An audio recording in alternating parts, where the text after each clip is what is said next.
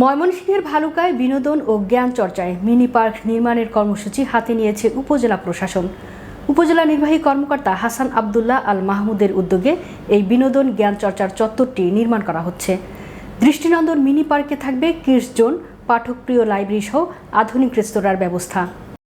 স্থানীয়রা জানান, আমাদের ভালুকায় সুস্থ বিনোদন ও অবসরে সময় কাটানোর উল্লেখযোগ্য তেমন কোনো জায়গা বা দর্শনীয় স্থান নেই। যে কটি পার্ক রয়েছে সেগুলোতে পরিবার পরিজন নিয়ে বিচরণ করা রীতিমতো অসম্ভব। উপজেলা নির্বাহী কর্মকর্তার এমন মহৎ উদ্যোগ নিঃসন্দেহে প্রশংসার দাবি রাখে। এর ফলে আমরা মানসিক প্রশান্তি, স্বাস্থ্যচর্চা, বিনোদন ও জ্ঞান চর্চার সুযোগ পাব। পাশাপাশি পার্কের ভেতরে মার্জিত সুইমিং পুল নির্মাণেরও দাবি উত্থাপন করেন জনসাধারণ। চিত্ত বিনোদনের অংশবিশেষ দুটি সিনেমা হল ছিল এই উপজেলায়, যার একটি প্রীতম ও অন্যটি শাপলা সিনেমা হল নামে পরিচিত ছিল। তবে কালের বিবর্তনে সেগুলো আজ বিলুপ্ত। নির্বাহী কর্মকর্তা হাসান আবদুল্লাহ আল মাহমুদ বলেন, উপজেলা পরিষদ ভবনের পার্শ্ববর্তী সরকারি পুকুর ও শাপলা সিনেমা হলের পরিত্যক্ত ভবন সহ আশেপাশের জায়গা জুড়ে দৃষ্টিনন্দন পার্ক নির্মাণের প্রকল্প হাতে নেওয়া হয়েছে। এটি ভালুকাবাসীর দীর্ঘদিনের স্বপ্ন।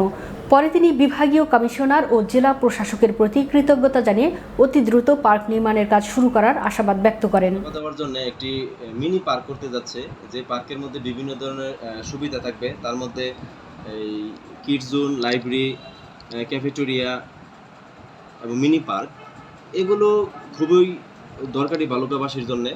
বালুকা একটি মডেল থানা, পাশাপাশি শিল্পনগরী, কিন্তু বর্তমানে এর সাথে আরও কিছু জিনিস অ্যাড করলে ভালো হয়, যেগুলো মানুষ সহজেই ব্যবহার করতে পারবে। তার মধ্যে হলো, ধরেন বর্তমানে বাচ্চাদের সাঁতার শেখানোর জন্য কোনো ভালো উপযোগী কোনো পুকুর বা জলাশয় নেই। কিন্তু এখানে যদি সাঁতার শেখানোর জন্য একটি সুইমিং পুলের ব্যবস্থা করা হয় তাহলে খুব ভালো হবে। পুল হোক, এটা কিছু চান কিনা? মূলত হয়েছে বালুকায় এমন কোনো বিনোদন কেন্দ্র নাই, মানে পোলাপান অনেক জায়গায় টাইম স্পেন্ড করবে বা